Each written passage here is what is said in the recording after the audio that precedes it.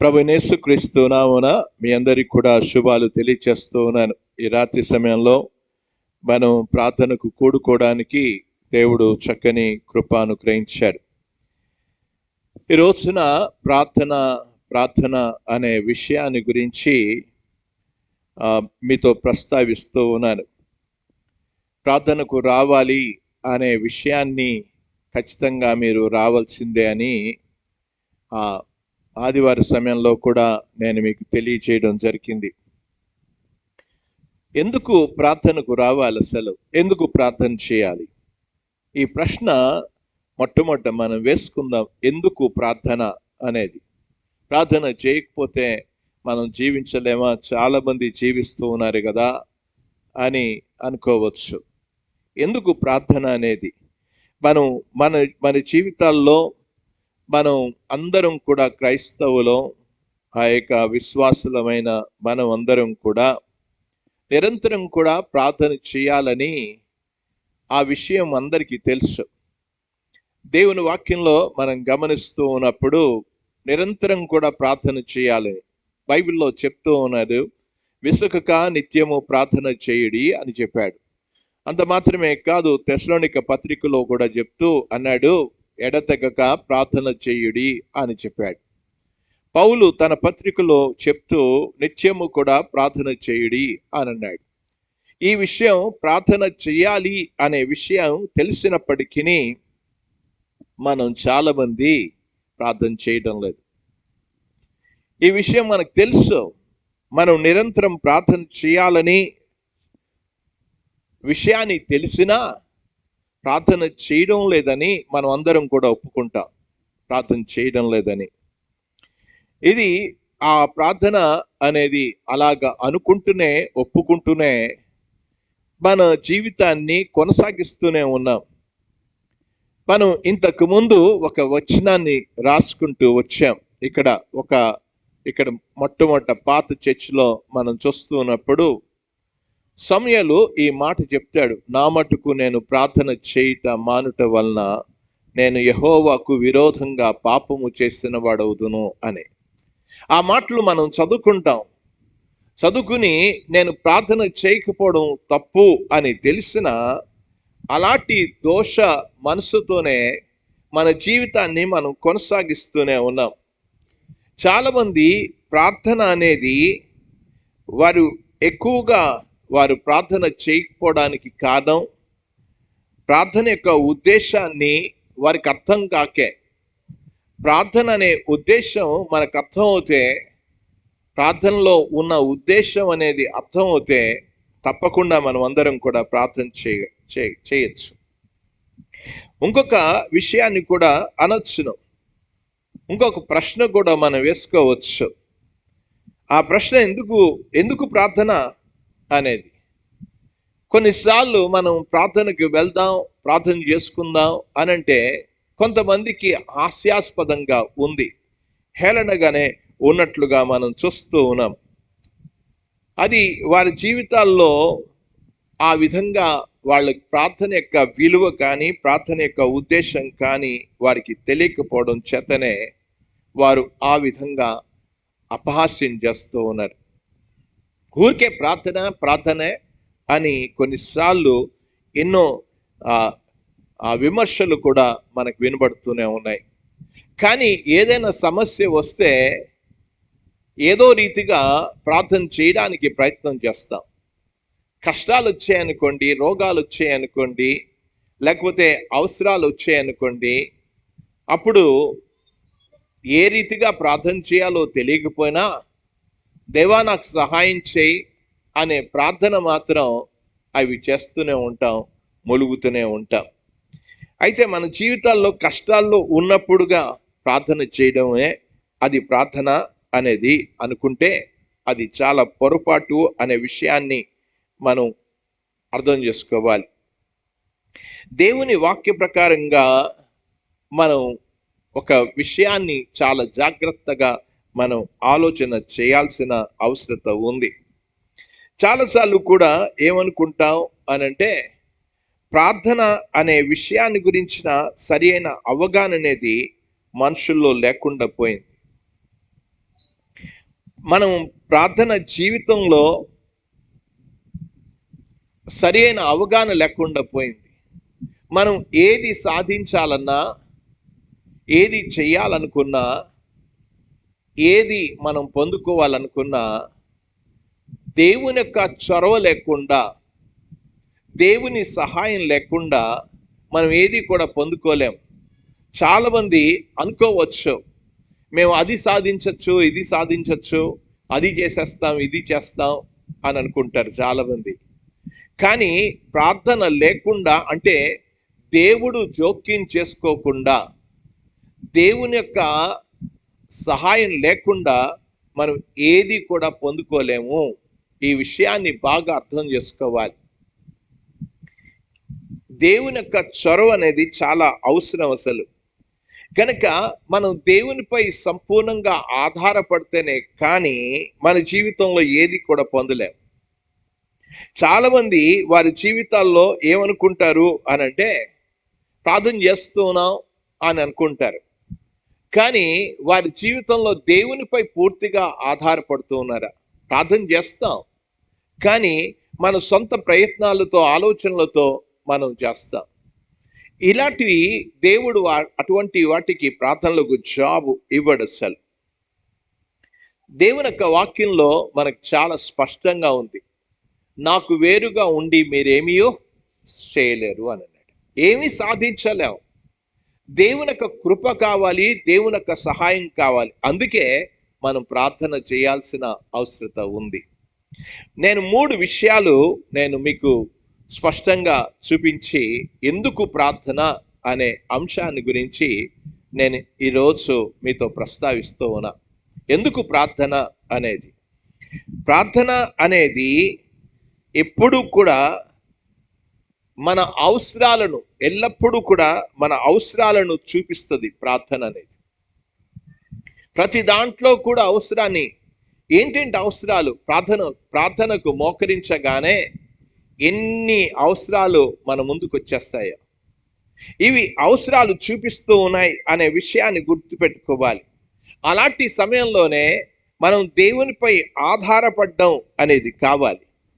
మీరు ఒక్కసారి మీ బైబిల్లో మీరు గమనిస్తూ ఉన్నప్పుడు ఆ విషయాలు చాలా స్పష్టంగా నేను మీకు తెలియజేయాలని నేను ఆశిస్తూ ఉన్నాను. మీరు లూకా సువార్తలోనికి వెళ్తూ ఉన్నప్పుడు, లేకపోతే ఇంకా సువార్తలో 4 సువార్తల్లో మనం గమనిస్తున్నప్పుడు, మత్తయి, మార్కు, లూకా, యోహాను సువార్తల్లో మీరు గమనిస్తూ ఉన్నప్పుడు, సువార్తల్లో ప్రార్థన యొక్క అవసరత ఎంత ఉన్నదో అనే విషయాన్ని యేసు ప్రభువారే స్వయంగా మనకు తెలియచేశారు. ఈ విషయాన్ని అందుకే అంటున్నా, ప్రార్థన యొక్క అవసరత ఎంత ఉందో ఆ విషయాన్ని మొట్టమొదట మనం అర్థం చేసుకోవాలి. చాలామంది అర్థం చేసుకోరు. మీరు యేసు ప్రభువారు తన జీవిత విధానాన్ని ఒక్కసారి మనం ఆలోచన చేద్దాం. నేను లూకా సువార్తలోనికే మిమ్మల్ని తీసుకుని వెళ్తూ ఉన్నాను. లూకా సువార్తలో అతను ఏదన్నా పరిచర్య ప్రారంభించాలి అనుకున్నారు. పరిచర్య ప్రారంభించాలి అని అనుకున్నప్పుడు ఒక సేవను, ఒక కార్యమును చేపట్టాలి అని అనుకున్నారు. ఆ చేపట్టడానికి ఆయన చేసిన విషయం ఏంటో ఒకసారి కూర్చుని ఆలోచించండి. యేసు ప్రభువారు జీవిత విధానంలో ఎంత ప్రార్థనకు ప్రాముఖ్యత ఇచ్చారో, మనం ఏ దేవుణ్ణి నమ్ముకున్నామో, ఏ రక్షకుని నమ్ముకున్నామో, ఆ రక్షకుని యొక్క అడుగుజాడలో మనం నడవాల్సిన అవసరత ఉంది. రండి దేవుని యొక్క వాక్యంలో లూకా సువార్తలోనికి వెళ్దాం. లూకా సువార్త 3వ అధ్యాయానికి మనం వెళ్దాం. 21వ వచనంలో చదువుతూ ఉన్నాను. ప్రజలందరూ బాప్తీసం పొందినప్పుడు యేసు కూడా బాప్తీసము పొంది, ఆ మాటలు మీరు అండర్లైన్ చేయాలి. ఏమన్నాను? బాప్తీసం పొంది ప్రార్థన చేయుచుండగా అనే మాట ఉంది. ఏమన్నాను? ఆ మాటే, ప్రార్థన చేయుచుండగా అని అన్నాడు. ఏం చేశారు అని అంటే, ఆయన ప్రార్థన చేస్తూనే ఉన్నాడు అనే విషయాన్ని చెప్పాడు. యేసు ప్రభు వారు బాప్తీసం, ఈ రోజున బాప్తీసం తీసుకుంటారు, కానీ ప్రార్థనే చేయరు వారి జీవితాల్లో. ప్రార్థన జీవితమే కనబడదు అసలు. ఈ రోజున నిజంగా బాప్తిజం తీసుకున్నాం అని అంటే ప్రార్థన చెయ్యాలా చేయకూడదా? ఆదిమ సంఘం అయితే ఏ విధంగా ప్రార్థన చేసిందో దేవుని యొక్క వాక్యంలో చూస్తున్నాం. కనుక ప్రార్థన అనేది చాలా ప్రాముఖ్యం. యేసు ప్రభు వారు ఇంకా మనం గమనిద్దాం, దేవుని యొక్క వాక్యంలోనికి వెళ్దాం. ఆ యొక్క బాప్తిజం తీసుకున్నారు. బాప్తిజం తీసుకుని ఇప్పుడు పరిచర్య చేయడానికి ఆయన సిద్ధపడుతూ ఉన్నారు. ఆ సిద్ధపడుతున్నప్పుడు ఎలాగ సిద్ధపడ్డారో ఒకసారి చూడండి. దేవుని యొక్క వాక్యంలోనికి వెళ్దాం. పరిచర్య చేయడానికి వెళ్తూ ఉన్నారు, సేవ చేయడానికి వెళ్తూ ఉన్నారు. ఈరోజు సేవ జరగాలని మనం ఆశిస్తూ ఉన్నాం, కానీ చేయాల్సిన పనేంటో అనేది అక్కడ గమనించాలి. లూకా సువార్త 4వ అధ్యాయంలోనికి రండి. 1వ వచనం 2వ వచనం చదువుతున్నాను. యేసు పరిశుద్ధాత్మ పూర్ణుడై యోర్దాను నది నుండి తిరిగి వచ్చి, అక్కడ ఎక్కడుంది మనం ఏం చూసాము అక్కడ దేవుని యొక్క వాక్యంలో 21వ వచనంలో చూస్తూ ఉన్నాం. ఏమన్నాడు? 3వ అధ్యాయం 21వ వచనంలో ప్రజలందరూ బాప్తీసం పొందినప్పుడు యేసు కూడా బాప్తీసం పొంది ప్రార్థన చేయుచుండెను అనేది. ఎక్కడ బాప్తీసం తీసుకున్నారు? ఆయన యోర్దాను నదిలో తీసుకున్నారు. ఇప్పుడు చూడండి 4వ అధ్యాయంలోనికి రండి. యేసు ఎక్కడయ్యాడు? ఆ మాటలు మనం గమనిస్తున్నాం. 22వ వచనం, 3వ అధ్యాయం 22వ వచనంలో పరిశుద్ధాత్మ శరీరాకారముతో పావురం వలె ఆయన మీదకి దిగి వచ్చాను అనే మాట ఉంది. అప్పుడు నీవు నా ప్రియ కుమారుడు, నీ యందు నేను ఆనందించుచున్నానని ఒక శబ్దము ఆకాశం నుండి వచ్చాను. ఆ తర్వాత వంశావళిని గురించి ప్రస్తావించాడు. అక్కడ చెప్పాడు, కానీ అది జరిగిన తర్వాత ఏం చేశారంట? ఇప్పుడు 4వ అధ్యాయానికి అంటే 22వ వచనం తర్వాత మీరు 4వ అధ్యాయం 1వ వచనానికి రావాలి. అక్కడ అంటున్నాడు, యేసు పరిశుద్ధాత్మ పూర్ణుడై యోర్దాను నది నుండి తిరిగి వచ్చి 40 దినములు అనే మాటను మనం చూస్తున్నాం. ఆత్మచేత అరణ్యములో నడిపింపబడి అపవాది చేత శోధింపబడుచుండెను. ఆ దినములలో ఆయన ఏమీయూ తినలేదు అనంటే ఏం చేశాడు అనే విషయానికి వస్తే, ఆయన ఉపవాసం ఉండి ఆయన ప్రార్థన చేస్తున్నట్లుగా మనకు అర్థమవుతుంది. ఆయన బాప్తిజం తీసుకున్న తర్వాత ఏం చేశారు అనంటే ఉపవాస ప్రార్థనలు చేశారు. ఈ రోజున విశ్వాసుల యొక్క జీవితాల్లో ప్రార్థనే లేదు, ఉపవాస ప్రార్థనలే లేవు. మనం ఎంత స్పష్టంగా మనం గమనించాలి. ఎప్పుడైతే యేసుక్రీస్తు ఆయన బాప్తిజం తీసుకున్నారు, బాప్తిజం తీసుకుని పరిచర్య కొరకు సిద్ధపడుతూ ఉంటే ఆయన ఏం చేశారు అంటే ఆయన ప్రార్థనే చేస్తున్నట్లుగా చూస్తూ ఉన్నాం. ఇంకా మనం ముందుకు వెళ్దాం. అసలు ఆయన పరిచర్య ప్రారంభించారు, అద్భుతమైన పరిచర్య చేశారు. మీరు 4వ అధ్యాయంలో ఆ శోధనలన్నీ కూడా మనం గమనిస్తాం. ఆయన పరిచర్య చేశారు.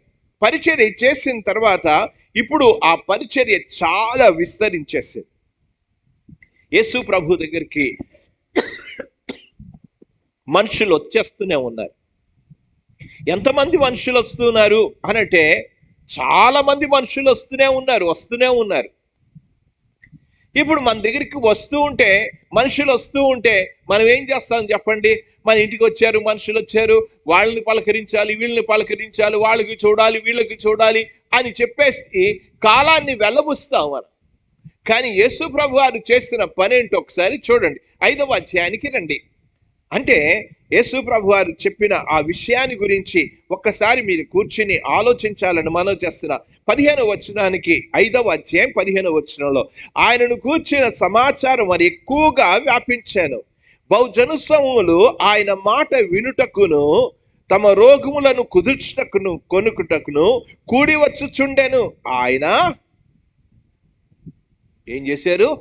ప్రార్థన చేయుటకు అరణ్యములోనికి.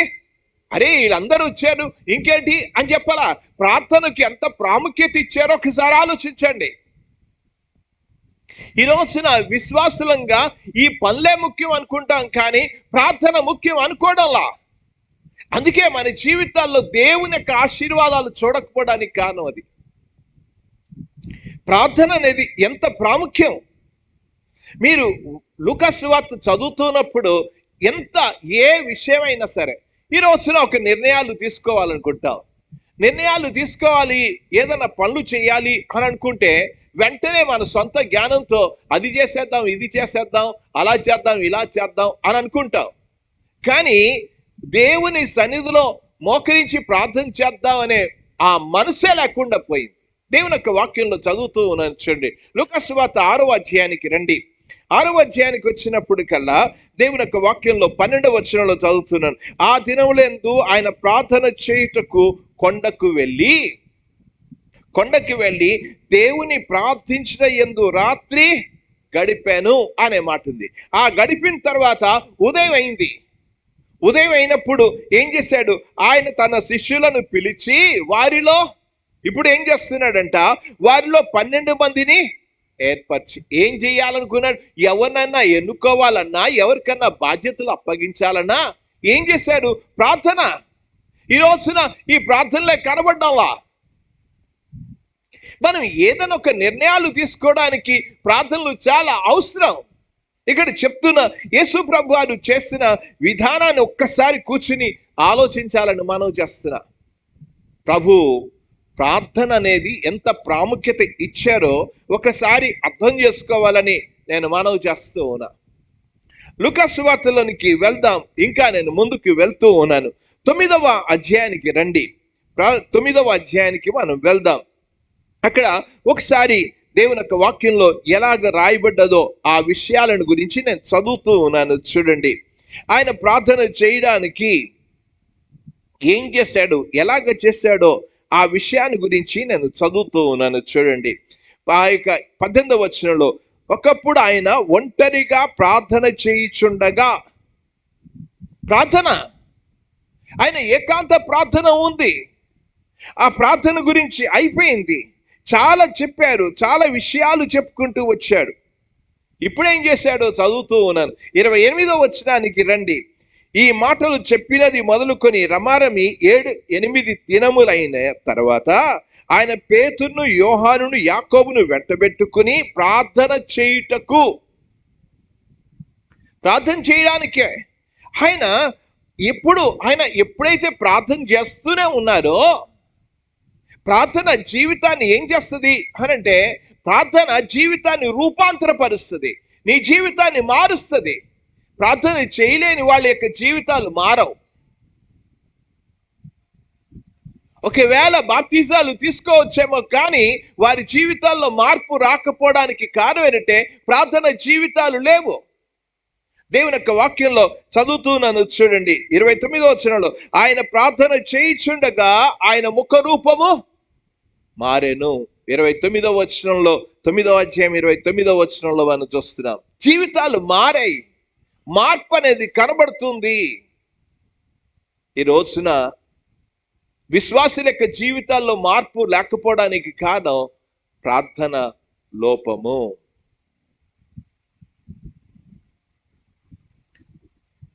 ఎంత విచారకరమైన విషయం ఒక్కసారి ఆలోచించాలని మనం చేస్తూ ఉన్నాం.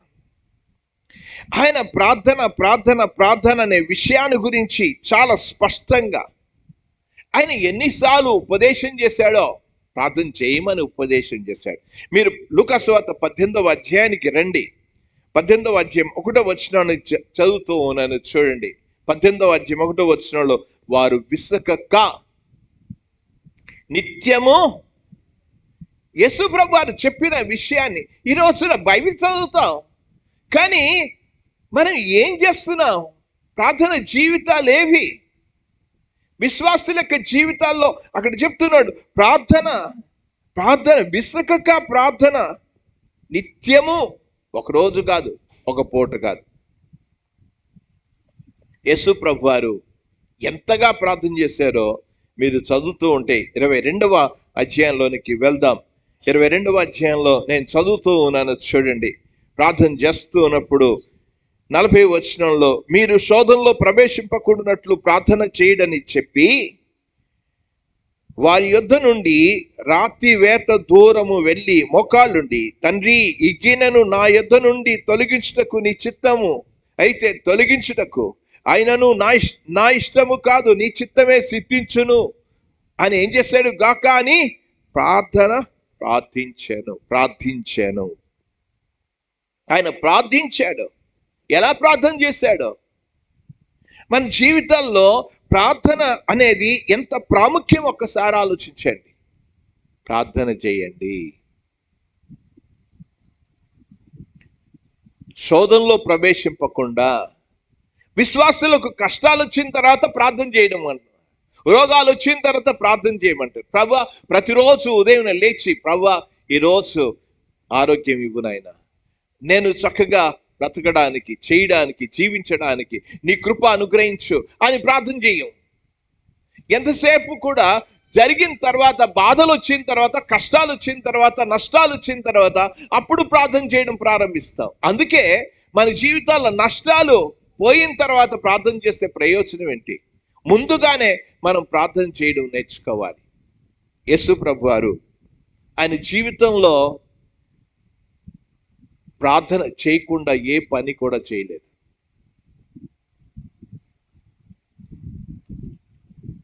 యేసు ప్రభు వారు ఎప్పుడు కూడా ప్రార్థన చేస్తూనే వచ్చారు. మనం ఇదంతా ఇన్ని వచనాలు మీ ముందు పెట్టారు. ఈ వచనాలు అన్నిట్లో కూడా ఆయన ఏం చేశాడో, ఏం చెప్పాడో ఆ విషయాన్ని కూడా మీకు చూపిస్తున్నాను. చూడండి, యోహాను సువార్త 5వ అధ్యాయంలోనికి వెళ్దాం. 5వ అధ్యాయంలో ఈ మాటలు చదువుతూ ఉన్నాను. చూడండి,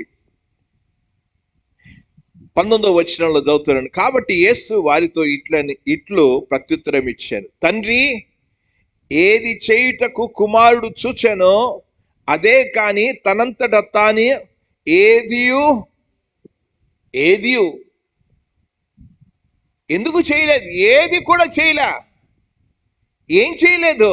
ఆయన వేటిని చేయునో వాటినే కుమారుడు ఏది చేశాడు?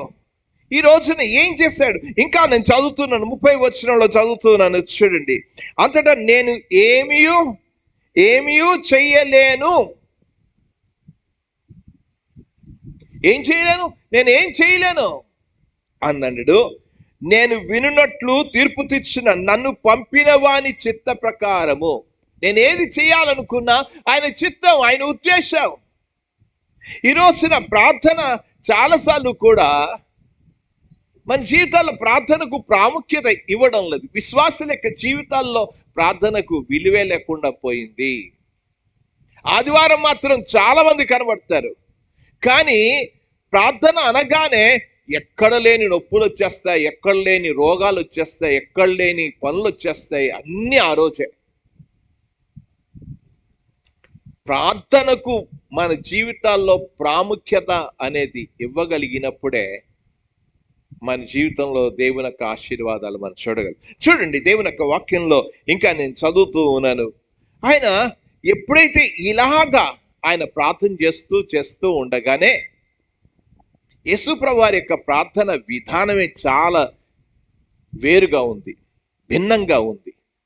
అందుకే శిష్యులు వెళ్ళి ఏం చెప్పారు అనంటే 11వ అధ్యాయం 1వ వచనంలో చదువుతున్నాను. ఆయన ఒక చోట ప్రార్థన చేయిచుండాను. ప్రార్థన చాలించిన తర్వాత ఆయన శిష్యులలో ఒకడు, ప్రభువా, యోహాను తన శిష్యులకు నేర్పినట్టు మాకును. ఆయన జీవితాన్ని చూశారు. వాళ్ళు ఏం చూశారు? ఆయన ప్రార్థన చేయడం అనేది చూశారు. ఆ ప్రార్థన మాకును నేర్పించు, మాకు నేర్పించు. ఈ రోజున ఎంతమంది ప్రభువా ప్రార్థన మాకు నేర్పించు, ఎంతమంది అడుగుతూ ఉన్నాం. ఆదిమ సంఘం నేర్చుకుందా ప్రార్థన? దేవునిపై ఆధారపడడం అది యేసు ప్రభు వారి దగ్గర నుంచే నేర్చుకున్నారు. అందుకే చెప్పాను, నా అంతటా నేనేమియో చెయ్యను. ఎందుకు? దేవుని యొక్క కృప లేకుండా, దేవుని సహాయం లేకుండా, దేవుని యొక్క నడిపింపు లేకుండా, దేవుని చిత్తం లేకుండా నేనేది చేయను. నువ్వు కావాలి. ఈ రోజున ఎంతమంది మన జీవితాల్లో దేవుడు కావాలి, ఎంతమంది జీవితాల్లో ఉందో ఒక్కసారి ఆలోచించాలని మనం చేస్తున్నాం. ఆదిమ సంఘంలో అపోస్తలుల కార్యానికి రండి. వాళ్ళు నేర్చుకున్న విధానాన్ని ఒకసారి నేను మీకు చూపించాలని నేను ఆశపడుతూ ఉన్నాను. అపోస్తలుల కార్యము 1వ అధ్యాయం 1వ అధ్యాయంలోనికి వెళ్దాం. 14వ వచనంలో చదువుతున్నాను. వీరితో కూడా కొందరు స్త్రీలు యేసు తల్లి అయిన మరియ ఆయన సహోదరులు ఏక మనసుతో ఎడతెగక. ఎక్కడి నుంచి నేర్చుకున్నారు? ప్రార్థన కుడికి రమ్మని చెప్పారా? లేకపోతే ప్రార్థన మీటింగ్ అని చెప్పారా? ఏం చెప్పలా. ఈ రోజున చెప్పాల్సి వస్తుంది. ప్రార్థనకు రావు. కానీ వీరందరూ కూడా ఏక మనసుతో ప్రార్థన చేస్తూ వచ్చారంట. వాళ్ళకి అర్థమైంది. లూకాసు ఆ అపోస్తలుల కార్యం 4వ అధ్యాయంలోనికి కూడా మనం వెళ్దాం. ఆ మాటలు నేను చదువుతూ ఉన్నాను, చూడండి. ఏం చేశారో ఒకసారి కూర్చొని ఆలోచించచ్చు. ఒక సమస్య వచ్చింది. ఆ సమస్యను తెలియజేశారు. మాటలు చదువుతున్నాను. 4వ అధ్యాయం 23వ వచనంలో చూడండి. వారు విడుదల నొంది తమ స్వజనుల యొద్దకు వచ్చి ప్రధాన యాజకులు పెద్దలు తమతో చెప్పిన మాటలన్నిటినీ వారికి తెలపగానే ఏమన్నారు వాళ్ళంతా? వారు విని ఏక మనసుతో దేవునికిట్లు బిగ్గరగా దేవుని ప్రార్థన చేయడం ప్రారంభించారు. ఈ రోజున సంఘంలో ఇది అవసరాలున్నాయి ప్రార్థన చేద్దామన్నా కూడా రారు. ఇక్కడ అలా చెప్పలా. వాళ్ళు చెప్పగానే అందరూ కూడా ప్రార్థన చేయడం ప్రారంభించారు. దేవుని యొక్క వాక్యంలో ఇంకా నేను చదువుతూ ఉన్నా. ఒక సమస్య వచ్చింది. అపోస్తలుల కార్యంలోనికి వెళ్దాం. అపోస్తలుల కార్యం 12వ అధ్యాయంలో యాకోబును చంపించేశారు, పేతురుని చెరసాల్లో ఉంచారు. సంఘం ఏం చేసిందో చదువుతూ ఉన్నాను. 5వ వచనంలో చదువుతున్నాను. పేతురు చెరసాల్లో ఉంచబడెను, సంఘమైతే అతని కొరకు ఆసక్తితో దేవునికి ప్రార్థన చేయుచుండెను. ఈ రోజున ఏవి ఆ సంఘాలేవి? ఆ విశ్వాసులు ఏరి అసలు దేవుని యొక్క ఏదైనా పరిచర్య జరగాలన్నా కూడా చూడండి, వాళ్ళు నేర్చుకున్నారు. ఎవరి దగ్గర నుంచి నేర్చుకున్నారు? యేసు చెప్పారు, ప్రభువా మాకు ప్రార్థన నేర్పించమన్నారు. వారు నేర్చుకున్నారు, వారు చేశారు. ఈ రోజున మనం నేర్చుకో. అపోస్తలుల కార్యం 13వ అధ్యాయంలోనికి మనం వెళ్తే 2-3 వచనాల్లో మనం చదువుతున్నాను. వారు ప్రభువుని సేవించుచు ఉపవాసము చేయుచుండగా ఏం చేశారు? ఉపవాసం ఉండి, ఆ 3వ వచనంలో చూడండి, వారు ఉపవాసం ఉండి ప్రార్థన చేసి దేవుని యొక్క సేవకు పంపించారు, దేవుని సేవను ప్రోత్సహించారు. ఈరోజు ప్రార్థించే సంఘాలే కనబడ్డా. ఎంత విచారకరమైన విషయం. మీరు 14వ అధ్యాయానికి రండి. 14వ అధ్యాయంలోనికి రండి. 23వ వచనంలో చదువుతున్నాను. ప్రతి సంఘములో వారిని పెద్దలను ఏర్పరిచి ఉపవాసం ఉండి ప్రార్థన చేసి. వారు నేర్చుకున్నారు, ప్రార్థన జీవితాలు నేర్చుకున్నారు. ఏదైనా సరే ప్రార్థన లేకుండా చేయలేము. దేవుని యొక్క చొరవ లేకుండా ఏది జరగదనే విషయాన్ని వాళ్ళకి అర్థమైపోయింది. వాళ్ళకి ఈరోజు గుర్తుపెట్టుకోవాలి, సంఘం యొక్క మూల విశ్వాసం ఏంటంటే దేవుడు లేకుండా మనం ఏమీ చేయలేము. కనుక వాళ్ళు ఏం చేశారు? ప్రార్థన చేశారు.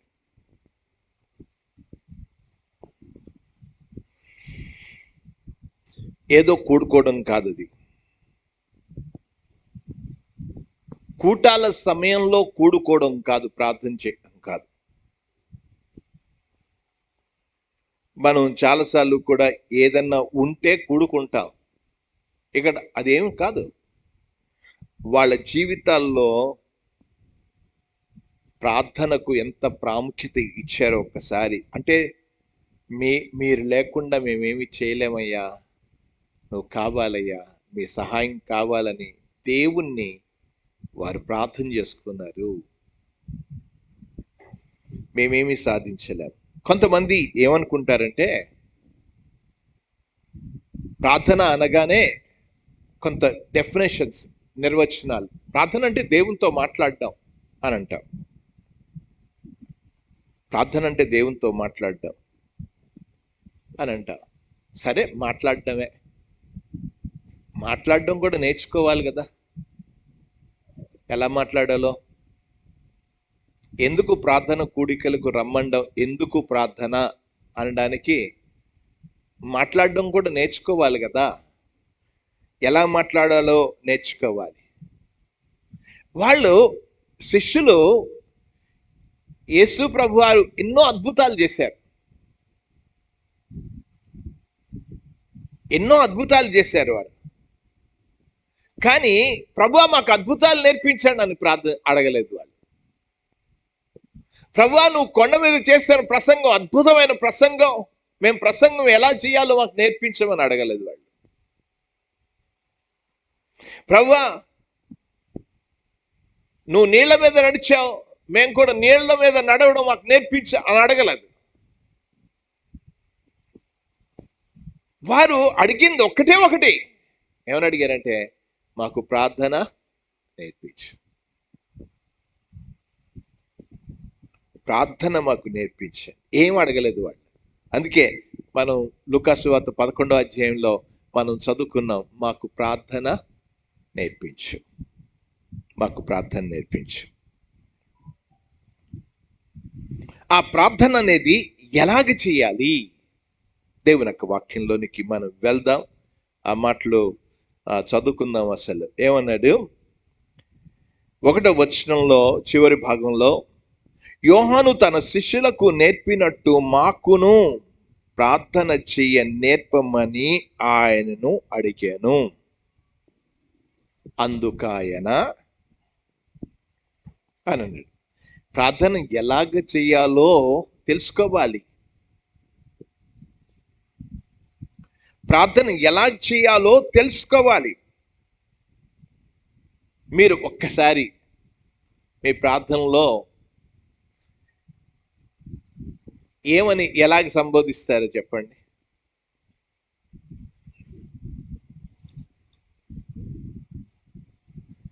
ఎలా సంబోధిస్తారు? మీరు ఒక్కసారి ఏసయ్యా ఏసయ్యా ఏసయ్యా ఏసయ్యా ఏసయ్యా ఎలా నేర్చుకోవాలో అక్కడ చెప్పారు చూడండి. యేసుప్రభు వారు ఏం చెప్పారు చూడండి.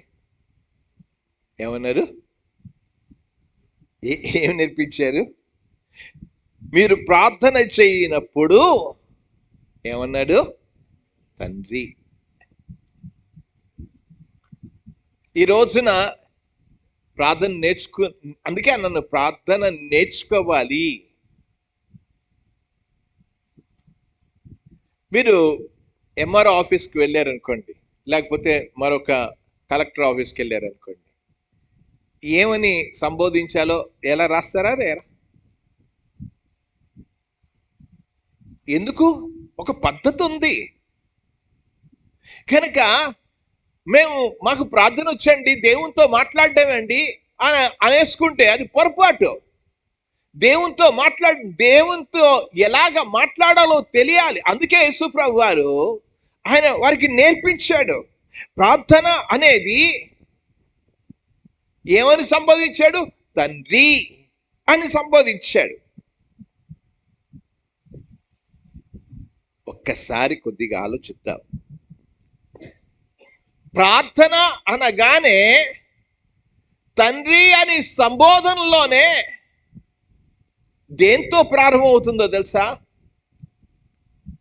ఈరోజు ప్రార్థన చేస్తున్నప్పుడు మీ ప్రార్థనలో దేంతో ప్రారంభం అవుతుందో ఒక్కసారి మొట్టమొదటి ఆలోచించండి. తండ్రి అనగానే తండ్రి కుమారుని యొక్క సంబంధంతోనే ప్రార్థన ప్రారంభం అవుతుంది. అర్థం చేసుకోవాలి. ప్రార్థన అనేది తండ్రి కుమారుల మధ్యలో ఉన్న సంబంధంతోనే ప్రారంభం అవుతుంది. ఈ సంబంధమే లేనప్పుడు నువ్వు తండ్రి అని పిలిస్తే అది వెటకారం అవుతుంది. ఈ రోజున చాలా మంది ప్రార్థన చేస్తూ ఉన్నారు. నేను ఇక్కడ కూర్చున్న యవన బిడ్డలందరూ కూడా బాగా ఆలోచించాలి. ఖచ్చితంగా చెప్తూ ఉన్నా, నువ్వు దేవునితో ఒక సంబంధంతోనే ప్రార్థన చేస్తున్నావా, సంబంధం లేకుండా చేస్తున్నావా? ఇది మొట్టమొదట ఆలోచించాలి. అందుకే ఎందుకు ఎందుకు ప్రార్థన చేయలేకపోతున్నావంటే నీకు తండ్రికున్న సంబంధం లేకపోవడం చేతనే నువ్వు తండ్రితో మాట్లాడలేకపోతున్నావు. అదే నీకు సంబంధం కలిగి ఉంటే తండ్రితో తప్పకుండా మాట్లాడతావు. ఇది ప్రార్థన యొక్క ఉద్దేశం. ఏంటంటే ప్రార్థన అనగానే దేవునితో మాట్లాడటం ఇవేమీ కావు. ప్రార్థన అనేది దేవునితో ఒక సంబంధంతోనే ప్రార్థన ప్రారంభమవుతుంది. ప్రార్థనలో చాలా మంది దేవా నాకు సహాయం చేయి, దేవా నాకు ఇవ్వు, నన్ను ఆశీర్వదించు, నన్ను రక్షించు. ఇది కాదు ప్రార్థన. ఇది కాదు. మనదంతా కూడా ఇతరులను గురించి ప్రార్థన చేస్తూ ఉంటాం. అది సరి అయిన ప్రార్థన కాదు. స్వస్థత కొరకు, ఉద్యోగం కొరకు, వివాహం కొరకు, బిడ్డల యొక్క జీవితాల కొరకు, స్వస్థతల కొరకు, ఇది కాదు. ఇది నువ్వు చేసేదేంటి? మీరు ఒక్కసారి అక్కడ గంటలు కొట్టే గుడి దగ్గరికి వెళ్ళండి. అర్థమైందా నేను చెప్పే మాట? అక్కడికి వెళ్తే వాళ్ళు కూడా అదే చెప్తున్నారు, మమ్మల్ని చక్కగా చూడండి. వాళ్ళకి మనం చేసే ప్రార్థనకు ఎక్కడ తేడా ఉంది? వాళ్ళు అదే చేస్తున్నారు. ఉద్యోగం ఇవ్వు, మా కూతురికి పెళ్ళి అవ్వాలి, మా కొడుకు పెళ్ళి అవ్వాలి, ఉద్యోగం రావాలి, ఇవే. అంతే తప్ప నిజంగా వాళ్ళకి ఒక సంబంధం అనేది ఉందా? ఇది మొట్టమొదట ఆలోచించుకోవాల్సిన అవసరం ఉంది. అందుకే యేసు ప్రభు వారు కొండ మీద చేసిన ప్రసంగంలో ప్రార్థన గురించి ప్రస్తావించారు. చూడండి, నేను చదువుతూ ఉన్నాను. మత్తయి సువార్త 6వ అధ్యాయంలోనికి రండి. 6వ అధ్యాయంలో నేను చదువుతూ ఉన్నాను. 7-8 వచనాలు చదువుతూ ఉన్నా. 7-8 వచనాలు ఏమన్నాడు? మరియు మీరు ప్రార్థన చేయనప్పుడు అన్యజనుల వలె. వాళ్ళవే పలుకుతున్నారు. వాళ్ళేం పలుకుతున్నారు? ఉద్యోగం ఇవ్వు, దీవించు, మమ్మల్ని చక్కగా చూడు, మాకు అవి చెయ్యి, ఇవి చెయ్యి. వాళ్ళు అలాగే అంటున్నారు. అన్ని జనులు అనడం లేదా? అన్ని జనులు వారి కోరికలు కోరుకోవడం లేదా? అవే కోరికలు కోరుకుంటున్నారు. అందుకే ప్రభు ఏమన్నాడు? మీరు ప్రార్థన చేయనప్పుడు అన్యజనుల వలె వ్యర్థమైన మాటలు వచ్చింపవద్దు. విస్తరించి మాట్లాడటం వలన తమ మనవి వినబడినని వారు తలంచుచున్నారు. మీరు వారి వలె ఉండకుడి. మీరు మీ తండ్రిని ఏమన్నాడు? మీరు మీ అందుకే బైబిల్ని చూడ, మీరు మీ తండ్రిని. ఇది దేవుడితో నీకు ఒక సంబంధం లేకుండా నువ్వు ప్రార్థన చేస్తే ఏం ప్రార్థనకు జాబ్ వస్తుంది? మొట్టమొదట నీకు కావాల్సింది ఏంటంటే ఉదయం లేచి నీ ఉద్యోగం కాదు, నీ కుటుంబం కాదు, నీ భార్య కాదు, నీ పిల్లలు కాదు, నీ పనులు కాదు, మొట్టమొదట ప్రార్థన అనేది దేవునితో ఒక వ్యక్తిగత సంబంధంతోనే ప్రారంభం కావాలి. ఇదే లేనప్పుడు మన జీవితంలో ఏది కూడా మనం పొందుకోలేం.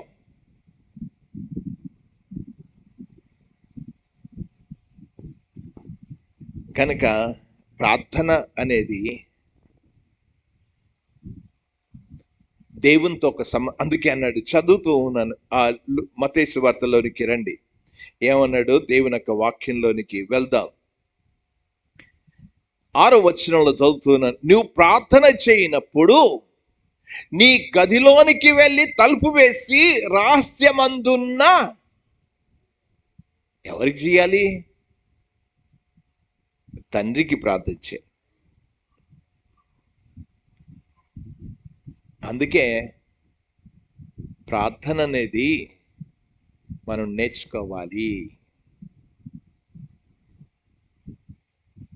ప్రార్థన అనేది మనం నేర్చుకోవాలి. మొట్టమొదట ఎందుకు ప్రార్థన అనే విషయాన్ని గురించి నేను ప్రస్తావిస్తూ వచ్చాను.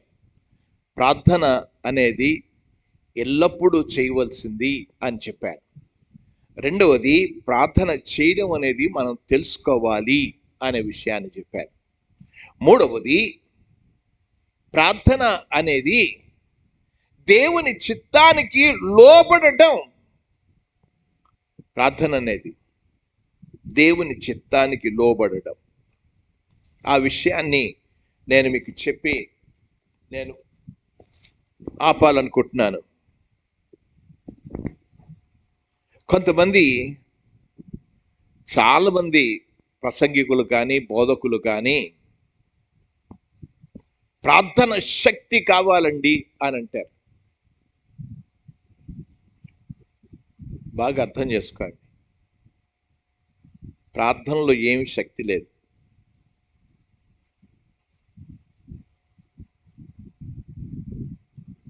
చెప్పే మాట బాగా అర్థం చేసుకోండి, ప్రార్థనలో ఏ శక్తి లేదు. శక్తి అంతా కూడా దేవునిలోనే ఉంది. నువ్వు ఎక్కువ ప్రార్థన చేసేస్తే అని కాదు. అందుకే అన్నాడు, అన్యజనుల వలె విస్తరించి మాట్లాడటం వలన ఎవరికి ప్రార్థన చేయమన్నాడు? నీ తండ్రికి. నీ గదిలోనికి వెళ్ళి రహస్యమందు చూస్తున్న నీ తండ్రికి సంబంధం కావాలి. ప్రార్థన అనేది సంబంధం లేకుండా నువ్వెంత గోల పెట్టినా మనం ఏమీ కూడా ప్రార్థనకు జవాబు రానే రాదు. ఇది బాగా అర్థం చేసుకోవాలని మనం చేస్తున్నాం. ఎలాగొస్తుంది ప్రార్థనలో? నువ్వు మొట్టమొదట అర్థం చేసుకోవాల్సిన విషయం ఏంటంటే, యోహాను సువార్త 1వ అధ్యాయంలో 12వ వచనంలో చదువుతున్నప్పుడు, తను ఎందరు అంగీకరించుదరో వారందరూ దేవుని పిల్లలగుటకు. మతం కాదు ఇక్కడ కావాల్సింది, ప్రార్థనకు మతం. అన్యజనులు అంతా మతస్థులు. మతం కాదు ఇక్కడ. ఏం కావాలి? సంబంధం కావాలి. మతస్థులు అన్యజనులాగా ప్రార్థన చేస్తారు. ఈ రోజున చాలా మంది సంఘాల్లో మతస్థులుగానే ఉన్నారు. దేవునితో ఒక సంబంధం కానీ, దేవుని పిల్లలంగా కానీ, దేవుని అంటే అక్కడ చెప్పాడు, తను ఎందరు అంగీకరించుదరో అనగా తన నామమందు విశ్వాసం. ఈరోజు విశ్వాసంతోనే సంబంధం అనేది అర్థం చేసుకోవాలి. సంబంధం కలిగి నువ్వు ప్రార్థన చేస్తున్నప్పుడు దేవుని శక్తి, ఆపలేని శక్తిని నువ్వు చవి చూడగలవు. కనుక ప్రార్థనలో శక్తి కాదు, దేవునితో ఉన్న సంబంధంలోనే నువ్వు ప్రార్థన చేస్తున్నప్పుడు ఆ దేవుని శక్తిని నీ జీవితంలో చవి చూడగలవు. ఇది కావాలి.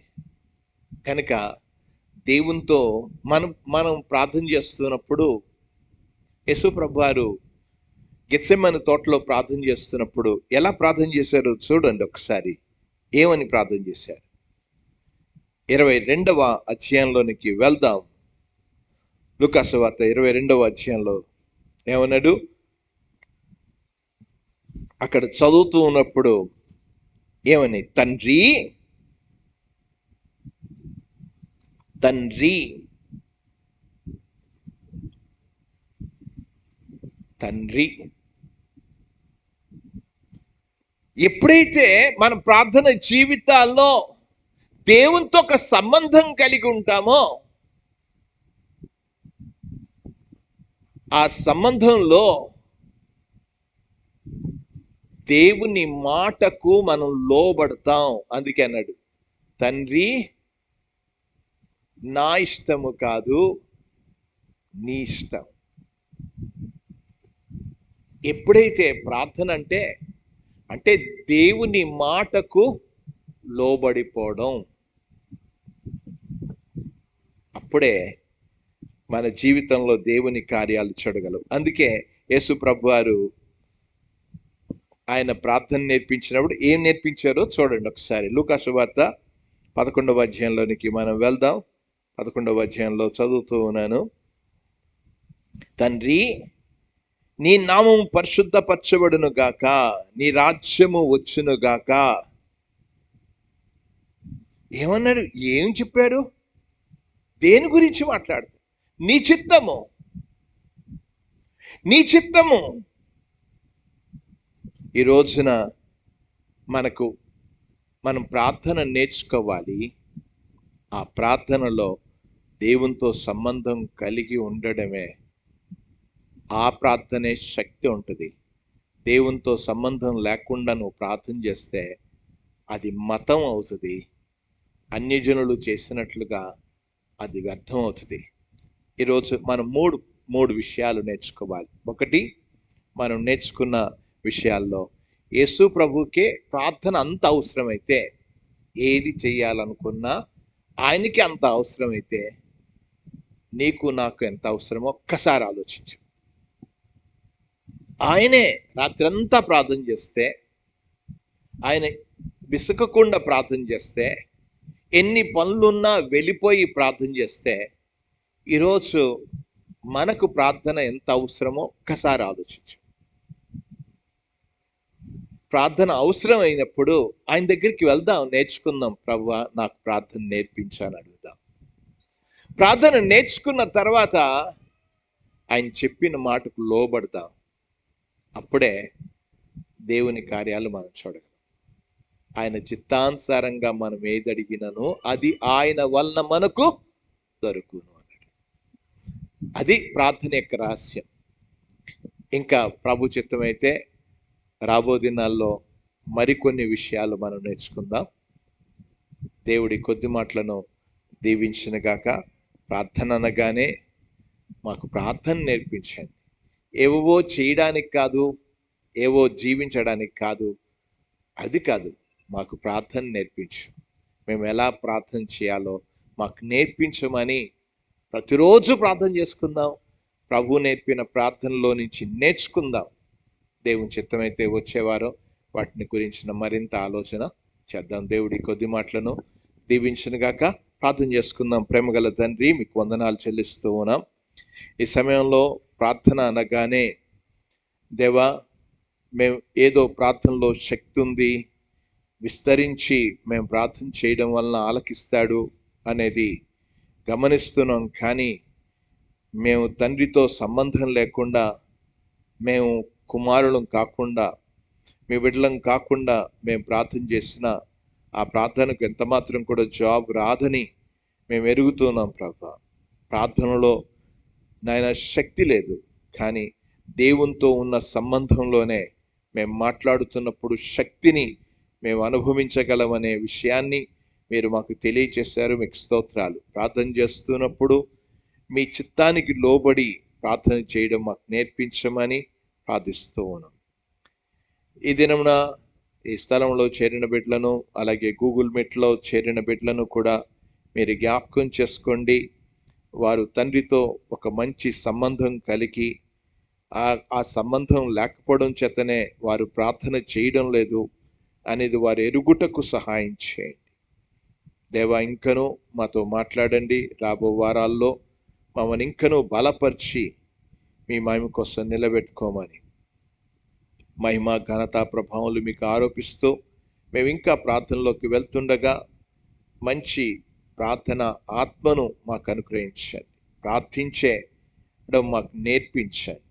మీరే మహిమ పొందమని యేసు నామమున ప్రార్థించి వేడుకుంటున్నాము తండ్రి. ఆమేన్.